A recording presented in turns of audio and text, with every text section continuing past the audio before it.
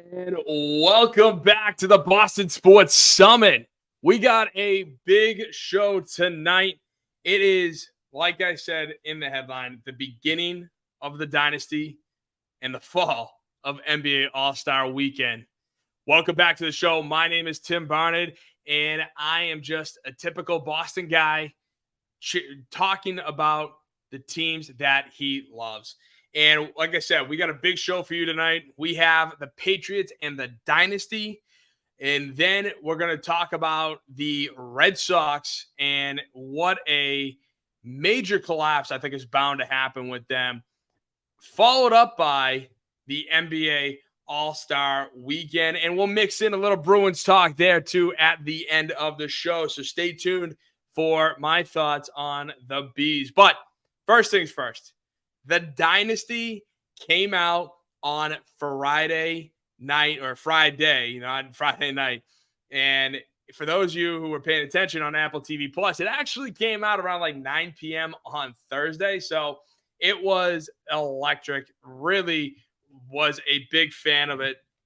And the thing that kind of got me was, it was really twofold. It was Brady versus Bledsoe, and then the discussion of the snowball.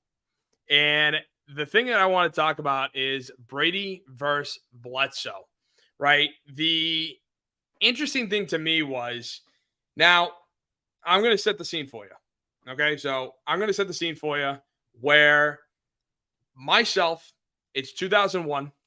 I have been watching football for roughly a year to 2 years now. And all of a sudden, I'm watching this team somehow play out of their minds, have to deal with September 11th, as we all did. And then they go on to win the first Super Bowl of their 6, which that was unreal in and of itself. But for myself, who, again, 9 years old, and you're probably thinking to yourself, Tim, what did you even know? You were probably half-assed paying attention to football back then. And to some degree, yeah, you're right. I wasn't sitting there watching all 60 minutes intently, zoomed in on what was going on.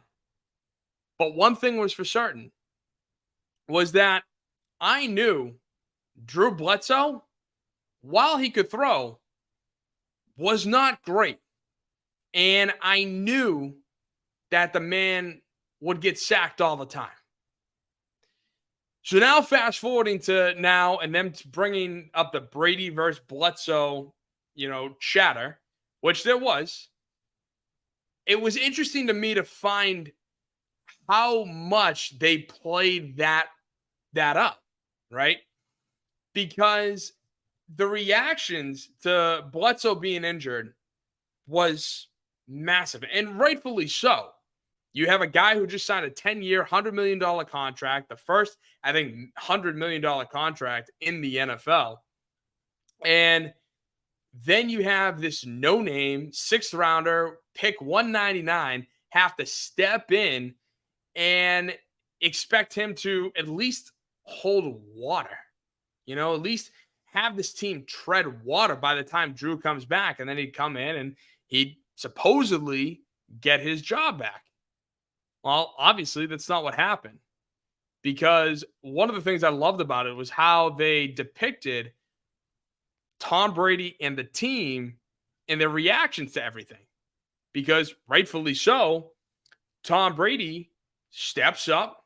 He makes a speech in front of this team full of guys who were in the Super Bowl 5 years prior, 5 to 6 years prior, something like that, against Green Bay.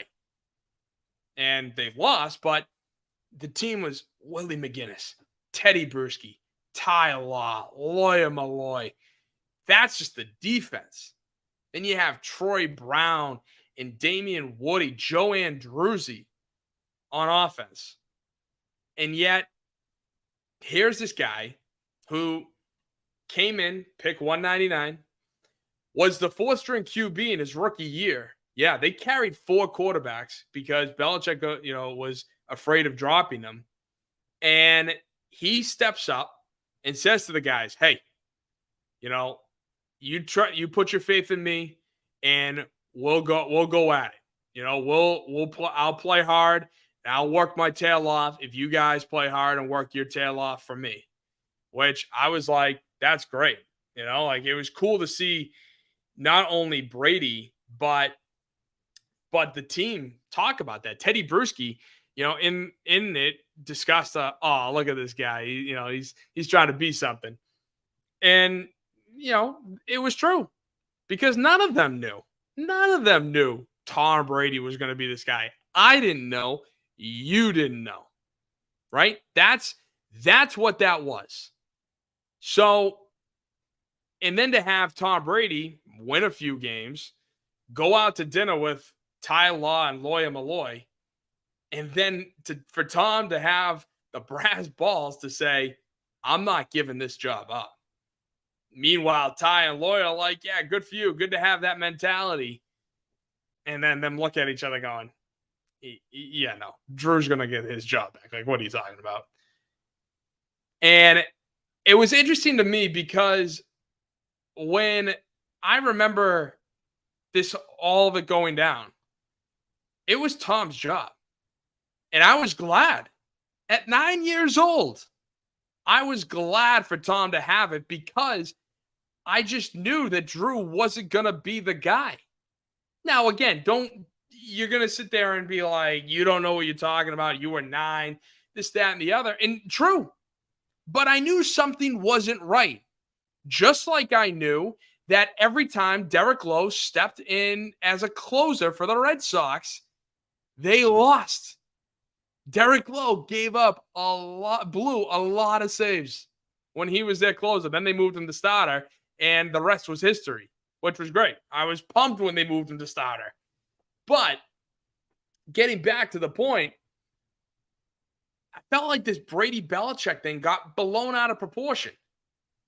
Like that Bledsoe, was this guy that everybody wanted back. And, if you notice that all the media guys that they talk about, were a lot of it was national media. National media guys were the ones who were calling Belichick, their whipping boy, Michael Wilbon. They were saying that Bledsoe has to be the starter, Chris Collinsworth, and I want to say it was Troy Aikman, were discussing it. And it was all clips, like it was all past clips. But that's what was like so crazy to me was I knew, and then listening to all the local guys, like again, Felger Maz, Big Jim Murray, listening to, Beetle and Zoe, all of them were talking about this wasn't a big deal. This was not a big deal. And I was like, thank you. Thank you. Watching Ernie Adams and Scott Pioli talk about how Bledsoe was a friggin' statue and used to get sacked all the time. I was like, thank you. I felt vindicated. 9-year-old me felt vindicated. Give me 1 second.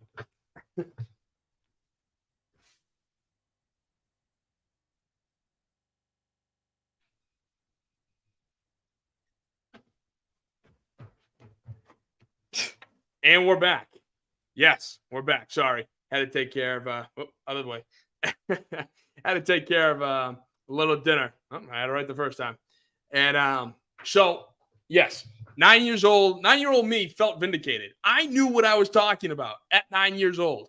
And the funny part was I could back this up with numbers for you because Bledsoe, like I said, was king of getting sacked. And when I looked at the numbers, now again, did I know back then? No, of course not.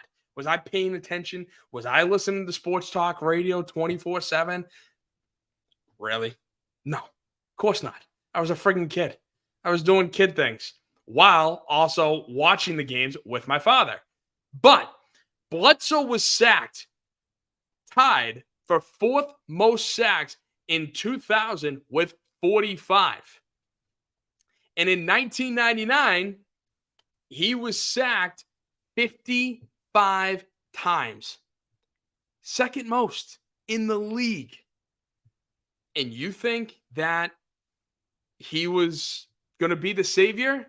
The dynasty was building him up to be this savior? No, of course not. That wasn't him. That wasn't who he was.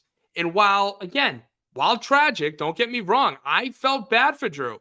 That was one of the cool things about this was the fact that, yeah, you know what? I felt bad for the guy because, again, 9-year-old me really was just like, I'm watching the games. I don't care. I don't know these guys. Well, I knew the guys, but like, I don't know, what's really going on. I didn't. And so it was interesting to me. And then if you want to even just compare, right? If you want to compare Drew Bledsoe and how often he was sacked, again, if you do the numbers, 45 and 55, Drew Bledsoe was sacked 100 times in 2 years. And this isn't even talking about 2001. Meanwhile, Mac Jones in his last 26 games was sacked 58 times. Just saying. It's crazy to me. It's absolutely crazy to me that the way they blew it out of proportion like that. And then they went on to talk about the snowball. And what a wild game that was. And it was awesome too, because I remember 9-year-old me was thinking that, oh man, these Oakland guys, man, they're from California. They don't know anything about playing in the snow. Meanwhile, now I know better because, well, let's face it, a lot of these guys play up north. They play in the Big Ten. They played in the Northern Pac-12. They played in the Big East, the ACC, North ACC, right? So, yeah, come on. Charles Woodson played at friggin' Michigan with Tom Brady. So, yeah, he knows how to play in the snow. Regardless, it was just that was my mindset. That was my thought process at 9 years old. And I remember having that thought process. So, of course, watching the game, yeah, it was entertaining. It was a hell of a game, and it sucked for a long time. That game sucked. But then for the pieces to fall together the way they did, for Adam Vinatieri to kick that 45-yarder to tie the game, I'm telling you, there is no better kick in the history of the NFL in the snow, going against the wind in conditions where when they did that behind Vinatieri look, how could you see that ball? I saw it go up, and once it got over the defenders, gone. Lost it. And that, to me, was unbelievable. I think anybody in that stadium, old Foxborough Stadium that night, had no friggin' clue where that ball was. Yeah, had no clue. And all of a sudden, the two refs underneath the goalpost, good. Ball game. That's it. That was unbelievable. And again, I will say, as much as I want to give them slack for how the Brady versus Bledsoe and building up that drama where, again, if you want to take it to Bledsoe comes back for the first Rams game midway through the season, Brady throws 2 picks. But don't forget, Antoine Smith fumbled right before the half on the 4-yard line. All right? So the whole team wasn't great, but they still had a chance to come back and win that game. So, again, while that was an issue for me, because, I'm looking at it going, wait, am I misremembering? At 9 years old? 9 years old. But I still had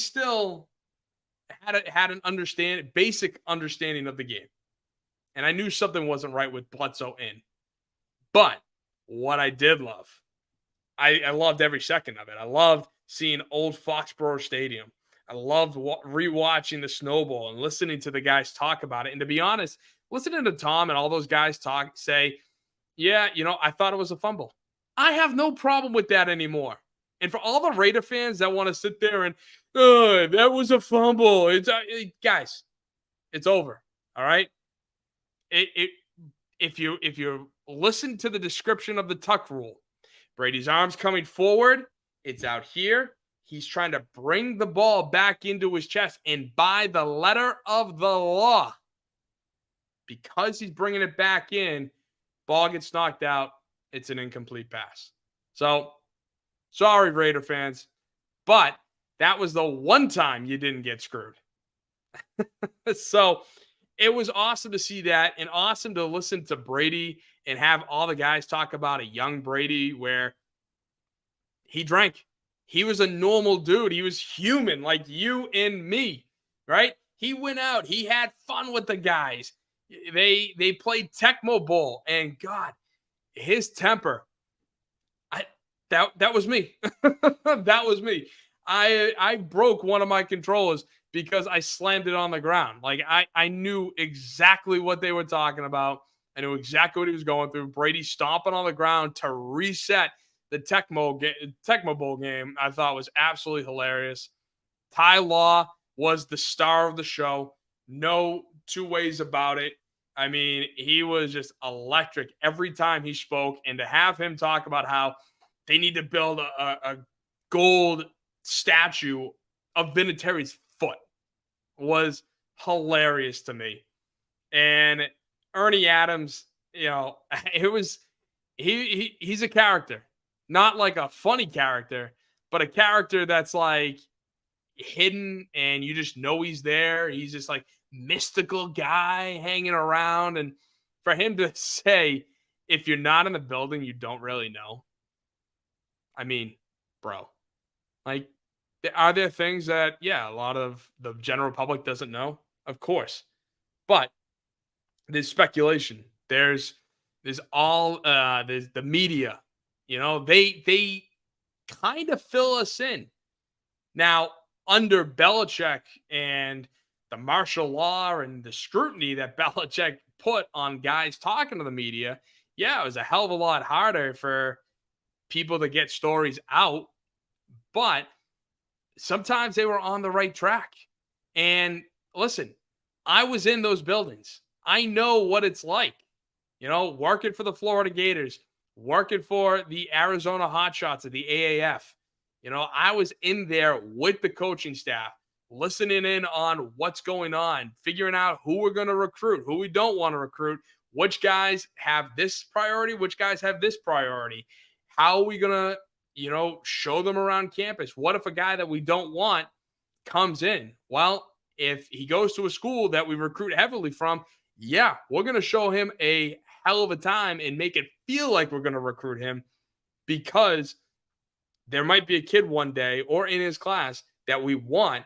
And if he talks about what a great time he had at Florida, then the kid we want might come. So I've been there. I know what it's like to be in those buildings and go through that experience. And listen, for the most part, he's not wrong. Like, there are conversations, there are discussions on personnel, on who we're playing, what the game plan is going to be, and all that stuff. But that doesn't mean that stuff doesn't get leaked out or that the media is on the right track, that they were just figuring out certain things. They know, like, this is the guy they want, or this is the guy they should trade for. This is the guy they should sign a free agency, draft, all that stuff, So it was kind of funny to me. And yeah, to pick apart, the smallest of comments. Yeah, that happens. I mean, hell, the amount of segments that I've seen from 98.5 or heard from 98.5, just picking apart Bill and all the words that he would use. That's how tight-lipped New England was, because they had to literally comb each single phrase, each single word that Belichick used in order to find something, to talk about. The amount of segments, were just talked about that. It was wild. And you know what? In Ernie Adams, I thought, again, he hates the media. And to some degree, I understand. But fans get it. Media gets it. And I think it goes in. I think it goes into with the whole Brady Bledsoe thing.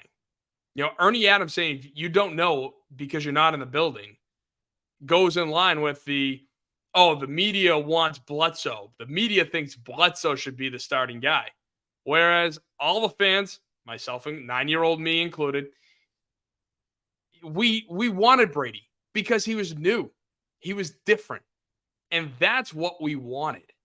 So to bring it all together, I thought the Dynasty was great. I was bummed out when I found out they're not going to go a year-by-year basis because as they were going through that first episode and they hadn't even gotten to that Rams game, by the time they got to it, that was the end of the first episode. And I was like, wait a minute. Why haven't we finished 2001? Aren't we doing 2001, 2002, 2003, like all that? Are we going to spend an hour long on this? Nope. And it kind of bummed me out because I would have loved just stories for all of it. But unfortunately, they're going to hit the big moments. And rightfully so. I get it. And it's something that I'm still intrigued. I'm still going to watch every single episode. And I'm going to be reporting on it every single week. So stay tuned for more of that because it's only going to get better. It's only going to get juicier because we have Super Bowl 36 coming up. And we have Spygate. So for all of you who want to call Belichick a cheater for spying on teams, well, other teams did it. Mangini just broke the unwritten rule of snitching on his former boss. So the Dynasty has begun on Apple TV. And from the rise of the Dynasty, we have the fall of the NBA All-Star Weekend. That's right. The NBA All-Star Weekend is a freaking joke, man. And I will admit, to have Jaylen Brown participate in the dunk contest, an All-Star actually compete in it, it was nice to see. It was nice to see because it hasn't happened for the longest time. It hasn't happened for the longest time. And it all started with LeBron James. And I'm going to get to LeBron in a minute and how I think he ruined all of it from the dunk contest to the weekend in the game in and of itself. All right. So I'm going to get to that in just a minute. But to go through the dunk contest and talk about Jaylen Brown's performance, I thought was, at best average. The fact that he even made it to the final, I thought was a little surprising just because I hated every single one of his dunks. I thought they were boring as hell. And the tribute dunk to Terrence Clark, it's nice, but even the commentators, I think, mentioned how it was an in-game dunk. That's the stuff you do in-game. The dunk contest is not there to be dunks you do in game. The dunk contest is there to get creative, figure out, different ways to spin the ball, throw it behind your back and slam it home. Vince Carter was the first man to not only put it between his legs, but stick his arm in the rim and hang from it. I at this point, if it wasn't for LeBron James, I would argue that Vince Carter ruined the dunk contest because nobody can top what he did. He ruined it in a good way. LeBron ruined it in a bad way. But Jaylen Brown tried to do this D Brown, dunk where Tatum tossed him the ball. He jumped over a dude and tried to do it, but he didn't even get to this until he was coming down after the ball already was going into the net. So it was bad. It was bad all around. You have a friggin' G leaguer. Nothing against Mac. No, like he last year was pretty wild. It was pretty incredible, pretty wild. Yet I was just kind of like, this year, every single dunk, I was bored. And it's too simplistic and it's too basic. Simplistic and basic, because these guys think creativity is okay. Who's the next guy I'm going to jump over that's going to shock the world? Yet they forget how quickly Blake Griffin jumped over the hood of a car. He didn't jump over a car. He jumped over the hood of a car. And yes, I still hold Blake Griffin to that, because it was a hood. It wasn't the friggin' car.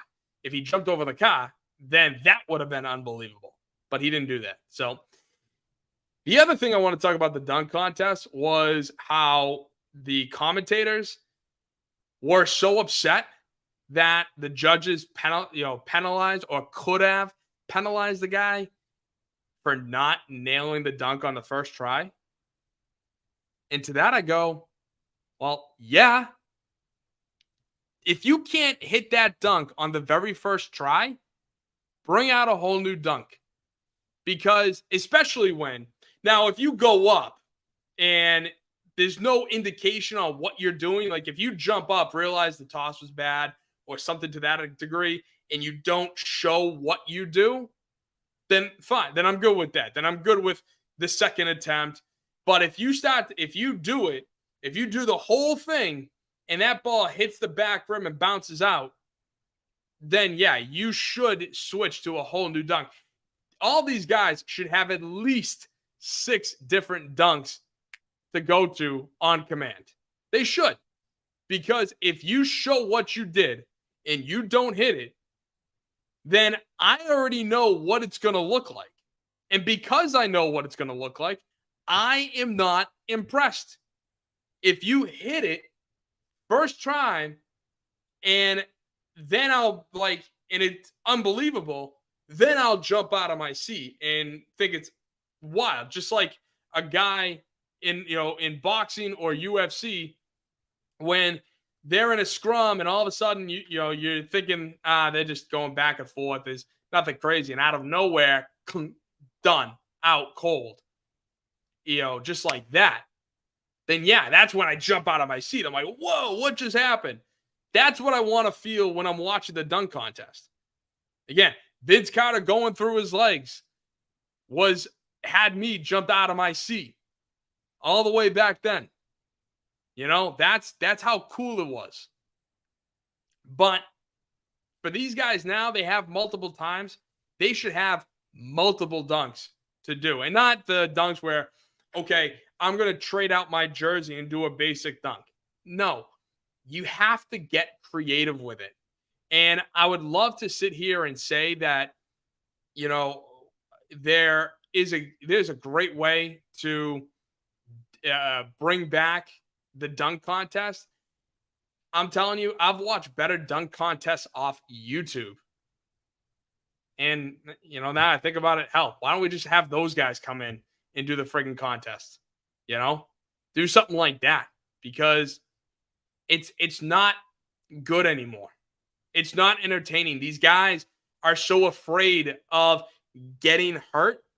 LeBron James, and this is what I want to talk about earlier. LeBron James, I think, has ruined the dunk contest because he's come out and discussed how, you know what, I'm never going to do the dunk contest. Actually, he shouldn't say never. He would always tease the fans. He would always go on and say, nah, I'm not going to do it this year. Nah, I don't feel like it. Nah, I'm not going to do it. And then the one year he actually says that he wants to do it, guess what happened that following year? You're right. Nothing. LeBron James ruined the dunk contest. And I would argue that he ruined the game itself. Why, you might ask? Simple. Because LeBron James is so self-absorbed, so egotistical, that he wants to be everybody's friend. He couldn't care less what jersey he puts on. All he cares about is, am I playing with my buddies? The scrubs can stay the scrubs. I don't care about them. They're peasants to me. But am I playing with my buddies? Am I playing with Dwayne Wade? Am I playing with Chris Bosh? Am I playing with Anthony Davis, Kevin Love, Kyrie Irving? Because I made such good friends with them that, yeah, I think it's a good thing to do. And to that, I think it played a factor. I think it's played a major factor on everybody in the league now wanting to be friends both on and off the court. I got no problem once you take your jersey off, or if you're in hockey, once you take your sweater off, that, hey, you can sit down with the guy and have a beer. No problem with that at all. But once those jerseys come on and you're standing opposite your friend, there should be no mercy. And that goes to the All-Star game. Because, like, in the past, and yes, I'm going to bring up the past. Because every single one of those guys, while they might have had an incentive back then because it gave them more exposure, it gave them more time on a national stage where they could, promote this or do that. And, guys from across the country who have never been able to see because of where they lived now get to watch this guy play. Yeah, there seemed to be more incentive. But with LeBron and his I want to be friends mentality, it has finally permeated through the entire league now. And I think that's one of the other problems with basketball in the NBA is that Jason Tatum idolizes LeBron and Kobe. And I ain't got no problem with that. If that's who he wants to emulate, hell, those are two great players to emulate. But the problem is he doesn't have that killer instinct. Yeah, Jason Tatum does not have that killer instinct.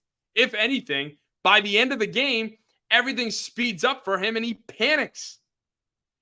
So LeBron coming in, having this lackadaisical attitude, wanting to be friends with everybody. Yeah, he played in the All-Star game.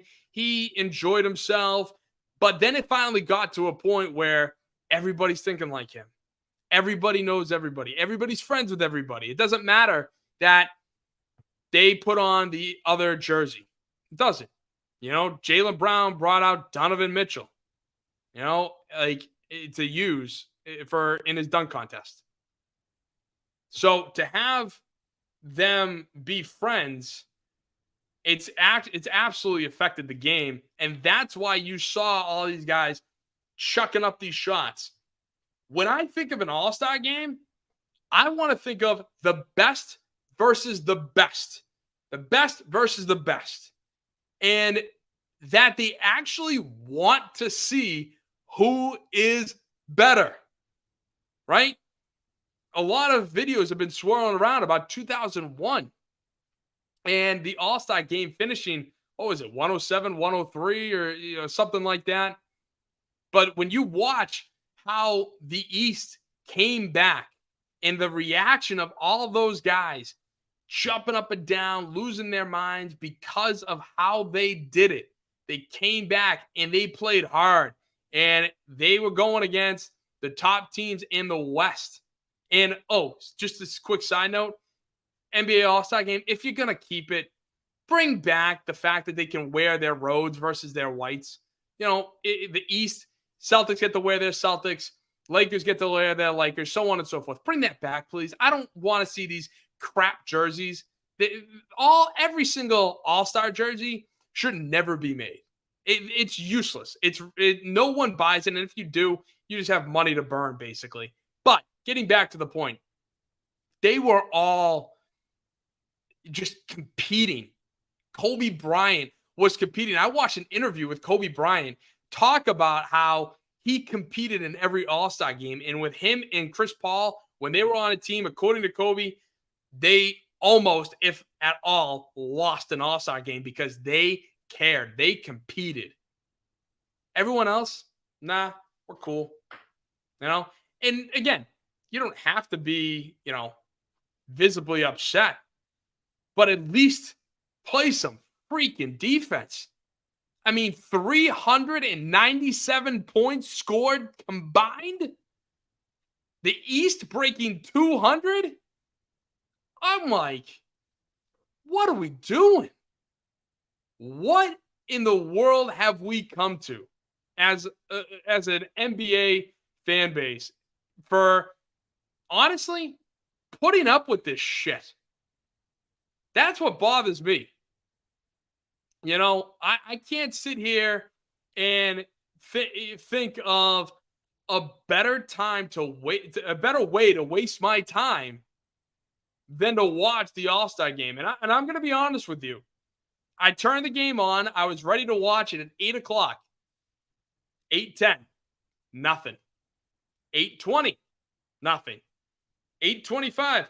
Oh, they're announcing the starting lineups now? Okay. 8:40, ball goes up in the air. Finally, 40 minutes later, the game tips off. Just to have me watch a minute and a half worth of basketball, I wish I didn't.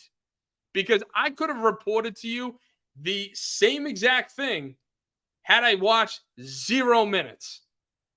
I watched 2 minutes worth of this game before I had to turn it off because I couldn't live with myself and just the disgustingness that was the defense.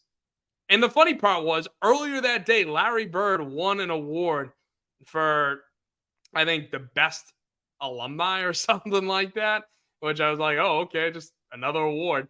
And near the end of his speech, he goes, you know, I want to see these guys come out and play hard. Play hard. Well, they basically slapped Larry Bird across the face. They did.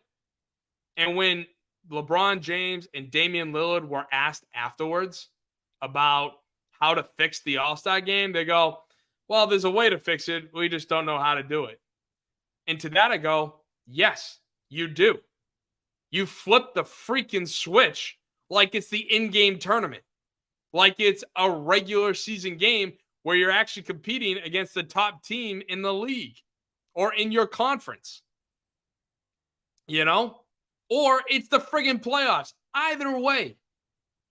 Like, the fact that these guys can sit here and tell you and tell me that, oh, well, hey, you know, I don't know. I don't know how to fix it, but there's a way to do it. I just don't know how.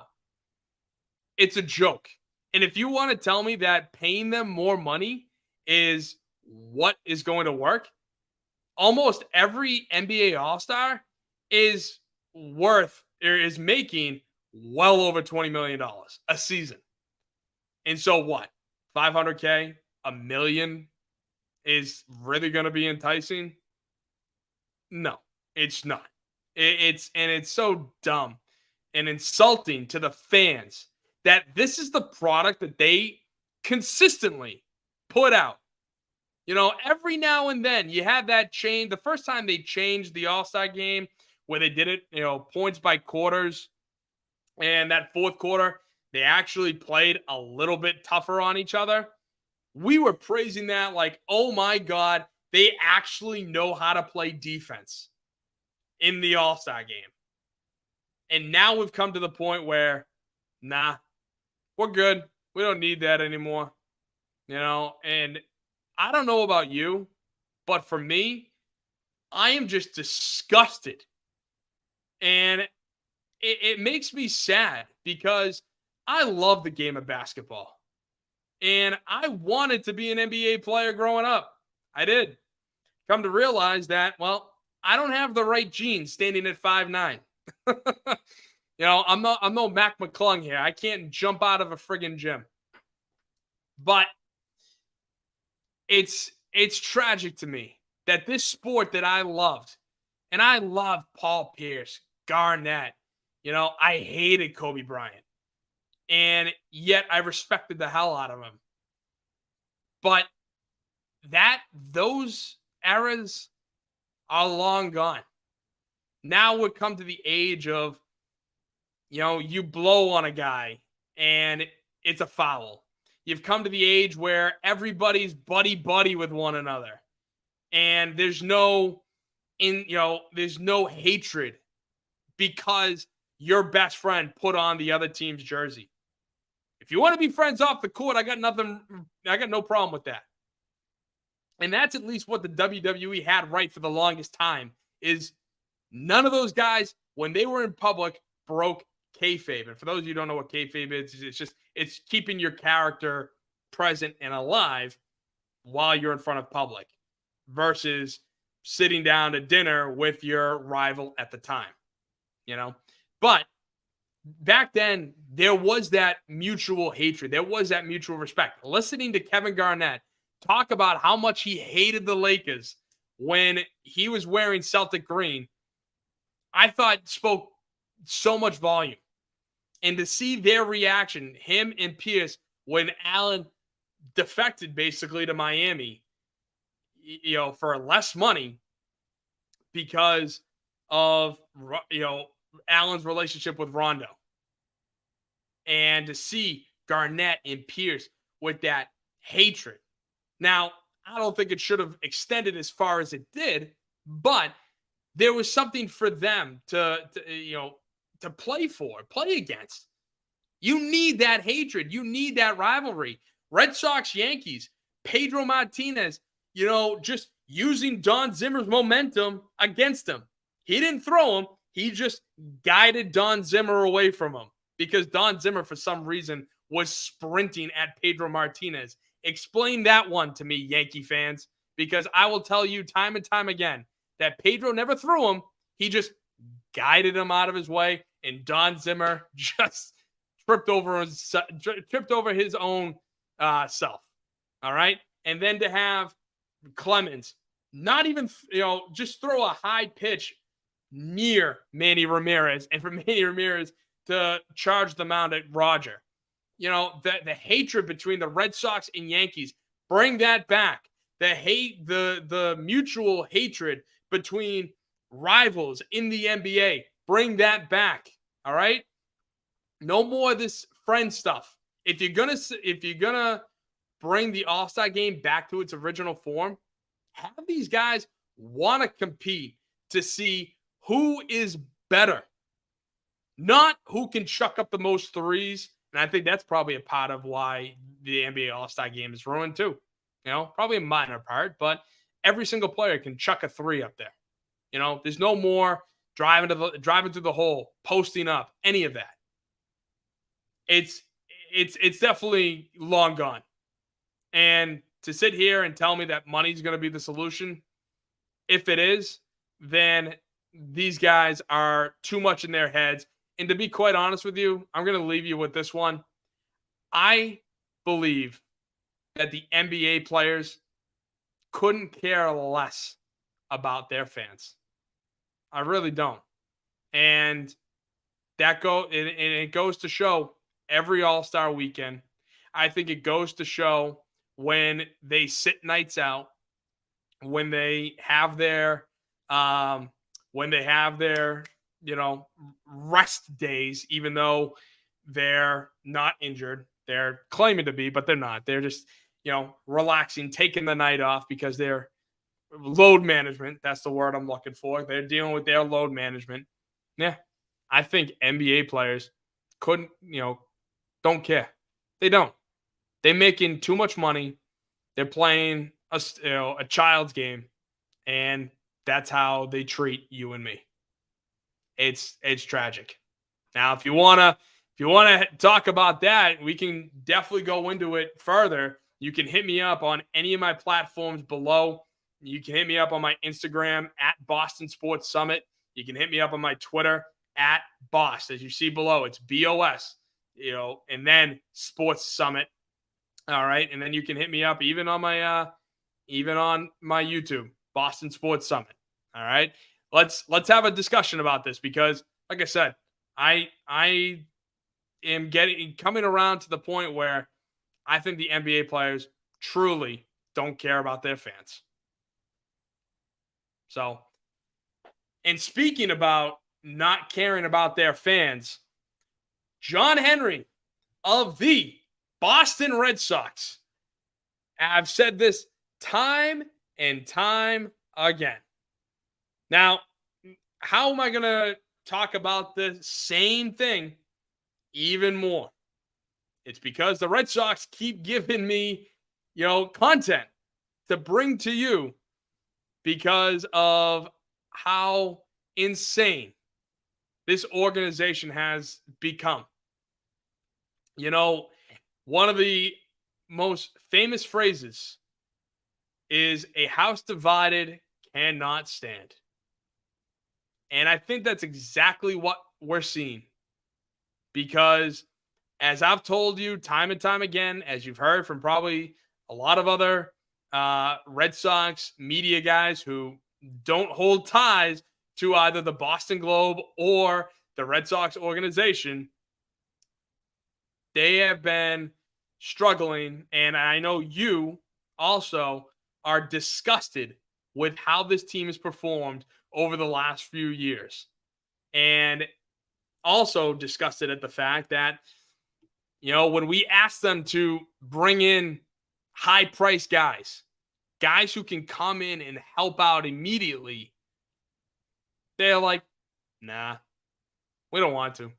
We'll fake out our fans and tell you that, oh, we're interested, when in reality, nah, we weren't interested. Are you kidding me? We're going to spend that amount of money? Yeah, please, in your dreams. And the funny part was, it wasn't too long ago where they would spend that money. And probably that's played a role as to why. But you're also, the Fenway Sports Group is how do I say this? The Fenway Sports Group is the third highest in terms of how much they are worth. So the group in and of itself is worth, somewhere I think in like $4-5 billion. Yeah, I think they can eat some money on some bad contracts every now and then. God forbid that's what happens. So it's gotten so bad in that organization that even people within the organization, as well as former and current players, are embarrassed at how they are treating this once proud and historic franchise. John Tomasi came out with a report discussing how people within the organization are embarrassed and discussing how, while Sam Kennedy and Tom Werner have taken the brunt of it, that it all stems from John Henry and that they need that if Tom Werner and Sam Kennedy had their way, that the team would have actually gone out and been competitive and tried to sign some of these big name free agents. I mean, I will give Warner this much credit.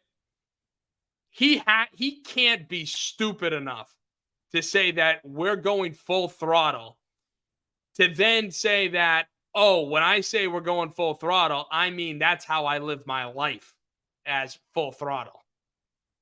Which, first of all, I don't care how Tom Werner lives his life. I think the last thing I want to know is that Tom Werner lives his life going full throttle. But to say that and then 2 months later have to backtrack, I'm sorry. Tom Werner, I agree. Tom Werner had to expect that the team was going to try and try to invest in the top talent that was out there. And let me tell you, there was a lot of top talent out there, and there's still a lot of top talent out there currently. And then you have Breslow coming into spring training, acting all non-committal when pressed about the team making the playoffs, saying, hey, it's foolish to talk about playoffs right now.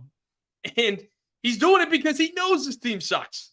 He knows that they are not going to be a playoff-worthy team, especially when you have all, I would say, 3 out of the 5 teams in the division not only making upgrades, but making substantial upgrades The Yankees going out and getting Juan Soto. The Orioles bringing in arguably the best pitcher from the Brewers after they got brand new ownership. And then you had, two. I was thinking of two of the teams in the AL East improving. And then you have the Dodgers. That was the third team on my mind. The Dodgers, who are in the NL West, getting not only Shohei Ohtani, but then getting a 25-year-old supposed stud of a pitcher from Japan. I mean, you have the best player in baseball, and then a guy who's 25 years old and worth easily $300 million. So Breslow knows that. Cora calling out ownership, saying that not everyone can be the Dodgers. Right? And of course, out of nowhere, Sam Kennedy tells the media that Dustin Pedroia FaceTimed them and Alex Cora and saying how they need to get their act together. I would have loved to have been a fly on the wall during the middle of that phone conversation, because if I was Pedroia, I would have ripped into them. If they were in the middle of a public place, because Sam Kennedy made it sound like they were in the middle of dinner or going out to dinner. If I was Pedroia, I would have made a scene, made sure that there was a scene to have been made, because that's just wild. Absolutely wild to me that you have Dustin Pedroia calling up Sam Kennedy, who Pedroia is not a part of the organization anymore, calling up Sam Kennedy to tell him, hey, get your acts together. Can you sign a guy? Can you make this team worth a damn? And then to have Papelbon come on, another former Red Sox, who was the host of Winter Weekend and how they and he interviewed the guys. He goes on a podcast talking about they need to sign Jordan Montgomery because he wants to be in Boston. I've discussed this. His wife is living, working in Boston. He's here. He's, working out in Boston, trying to stay in shape. He just won the freaking World Series, and you haven't even given him a sniff? And you have two former guys. Then the holy grail of it all. The holy grail of it all. Rafael Devers talks to the media, I think yesterday. And I'm going to read you what was written or what he said, because it's going to be a little long, but just bear with me here, because every single word I think is worth noting. So in the article from The Athletic, from Jen McCaffrey, when asked if he was disappointed the team didn't spend more this winter after ownership suggested they would earlier in the offseason, Devers took a big sigh, then didn't hold back. Quote, I know what we needed last year. I know what we need this year. A lot of teams need a lot of players and additions. I can't control what they do. I just control what I do. Just go out there each day and give my 100% and give the best version of myself to try to help my team win, end quote. And he said this, by the way, through his translator. All right. So the team has a team-owned translator, and that's what he said. So continuing the article, it appeared that was the end of the answer, an even-keeled response like he normally offers. But then Devers injected to add more after his translator finished the translation, as if realizing now this is the time to speak up. Quote, Devers says, but they, meaning Red Sox ownership, need to make an adjustment to help us players to be in a better position to win. Everybody in this organization wants to win, and we as players want to win, and I think they need to make an adjustment to help us win. Now, for the second time, Devers let his translator finish, and the third baseman added more. Quote, I'm not saying the team is not okay right now, but they need to be conscious of what our weaknesses are and what we need right now. When asked to elaborate, Devers goes on to say, everybody knows what we need. You know what we need.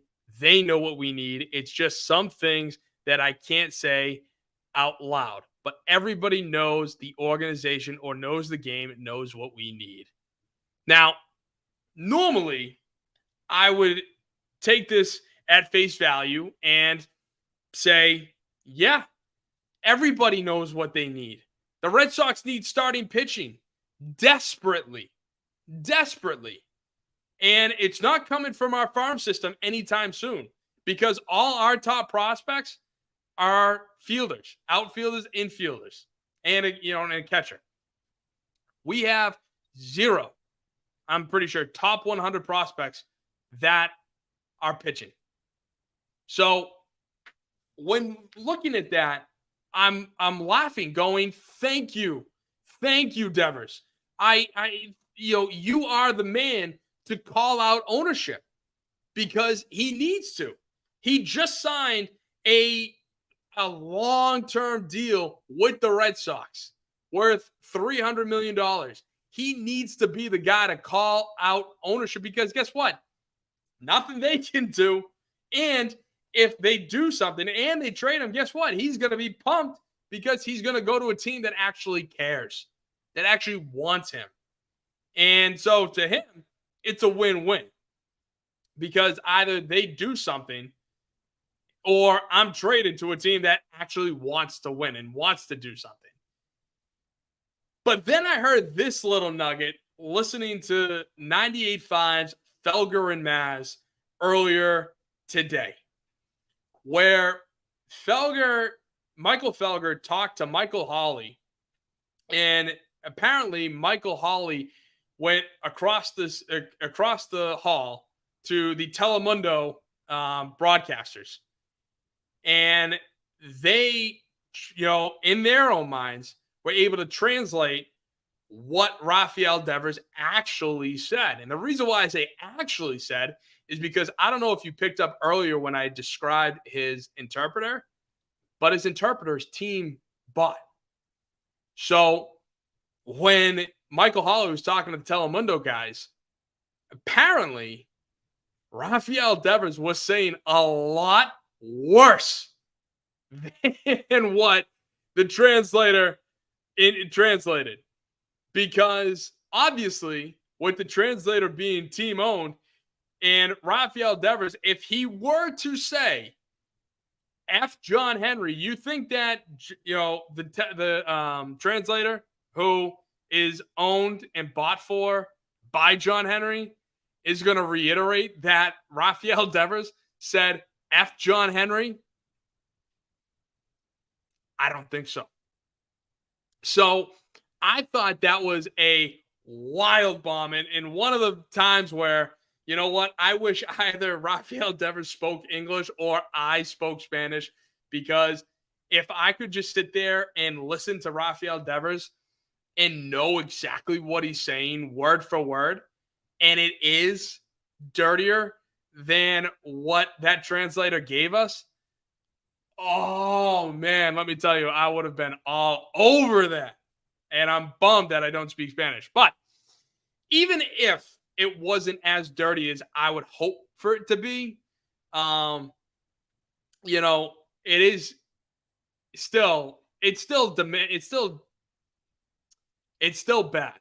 It still paints the Red Sox ownership group in an awful light.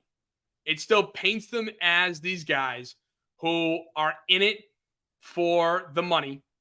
They're going to gouge you for all that you're worth through the ticket sales, the food, the beverages, the merchandise, the pro shop, all of it, the parking, just so they can recoup more money into Fenway Sports Group in order to, spend $3 billion on the PGA, to invest, to buy the Pittsburgh Penguins, to buy Liverpool, to buy potentially a NBA franchise in Vegas. They don't care about you. They don't care about the team. And with this being the second week of spring training, John Henry's there. And when pressed to, hey, can we spend a few minutes, asking you a couple questions? Nope. No shot. You think that man is going to want to sit down and have to answer to his crimes of hating the team that he owns? Hell no. Of course not. Because he's just going to, and even if he does, he's just going to be Bill Belichick and just be like, no, I love this team. I'm trying all that I can to invest everything, every single penny that I have into this franchise. And the worst part about it is we know it's a lie. We're not dumb. We're not idiots. We know that he's lying to our face. We've dealt with it all off season. We've had Sam Kennedy come out and call us liars to our, to our faces practically. And yet he even had to backtrack on those words without so much as bringing it up. The $1 million question is going to be, will John Henry hear the words of all of these guys? Will he hear the words of the media? Will he hear the words of the fans? Those first two clearly haven't worked because I've been calling for it. Fans have been calling for it. I think the media, outside of the Boston Globe, he owns the paper, if you didn't know, has been calling for it, falling on deaf ears to the point where Warner reneged on his full throttle and Sam Kennedy called us liars. So now we have former players calling out ownership on air. And we have current players. I didn't even get into Kenley Jansen and him being disappointed that when he signed his 2-year deal, that year one, they were going to compete. But year two, Kai and Bloom promised they would really compete, that they were really going to open up their checkbooks. And now they want to trade Kenley Jansen. And he's pissed, and rightfully so. Current and former players are now calling out John Henry. And will it work? Honestly, I don't think so. I think he couldn't care less about his perception because guess what? He's raking in billions of dollars. And all he has to do at night is crumple up those $100 bills and just shove them in his ears. And he's cool with it. He doesn't care at all. So that's going to be the $1 million question. Whether or not everything's gonna work itself out. But I don't know. I hope it does. But and I'm gonna sit here and be honest with you. Even if they go out and sign both Jordan Montgomery and Blake Snell, my grade of this offseason is going to go from an F to a C. If they sign both those guys. I'm not giving them an A. I'm not giving them a B. I'm not going to jump up and down out of my chair and be like, oh my God, they signed Blake Snell and Jordan Montgomery. No. I'm going to be content because that's what they should have done. If not, go after Shohei Ohtani and the Yamamoto from Japan, the 25-year-old pitcher. And yes, 25 because he's in his prime. That's what they should have done. So if they sign both those guys, they're going, in my book, from an F to a C. I'm not going to lose my mind. And now, lastly, going from a team that, is divided, and I don't know if they're going to stand. I don't know how I feel about this Bruins team. Because this Bruins team right now is struggling. They had a 7-game homestead and finished the homestead 2-3-2. 2-3-2. They somehow snuck out a wild 10-round shootout victory on Monday. It was unbelievable. I couldn't. I was worried. I was waiting for them to blow it. I really was, because with Swayman in net, I thought he was giving up not bad goals, but it wasn't great. It just felt like Swayman is struggling right now ever since he came back from Toronto. See, that's it. That's it. Toronto is a bad, bad place, people. Never go to Toronto, because then you're going to come back and you're going to look like Jeremy Swayman has, in a bad, bad slump. We can't have that. All right? That's why no Toronto. No Toronto. Ever. Ever, ever, ever. Hopefully we don't have to play Toronto in the playoffs, pending we make it. But, it's just, it hasn't been good. It hasn't been good, since the All-Star break. And it worries me, because we went from the top team in the East to now second in the Atlantic, behind the Florida Panthers by 1 point, but they need to make a move. And now with Hampus Lindholm being, week to week, the decor is getting small. It's getting soft. I mean, it's already been pretty soft, but Forbort can't seem to pull his own head out of his own ass. And Carlo, I think, is reached his peak, reached his ceiling. Grzelcyk, I feel like, has been invisible. And who else do we got? There are no heavy hitters like there were back in the day. Chara, McQuaid, Boychuk, Seidenberg, Ferentz. None of those guys. And listen, I'm not sitting here trying to compare, Zdeno Chara and Hampus Lindholm or Dennis Seidenberg. Like, I don't want to do that, because it's two different players, two different generations of guys. But you have to have that physicality. You have to bring that physicality that I feel like this team just doesn't have. And then calling up Mason Lohrei, who I like. I like the kid, but he's a kid. He still has a lot to learn. A lot to learn. And if Hampus Lindholm is making, dumb mistakes by overskating into the offensive zone, I can only imagine, how, like, the kinds of mistakes that Mason Lohrei is going to make. And I'm worried that he's going to make those mistakes in key moments in playoff games. That's what I'm afraid of. And Don Sweeney, to his credit, has been really good at making a massive trade every trade deadline. Even when you think the Bruins have nothing, they have no one in the system, they have no draft picks, Don Sweeney finds a way to find some guys. He traded for Hampus Lindholm, which I thought was a great move. He's a very good offensive presence, but he's not been great at the defensive side of the game, especially since he's been in the Bruins jersey, and especially in key moments. And yeah, okay, he's injured, but everybody's hurt. I'm sorry. Being physically hurt does not make up for your mental mistakes.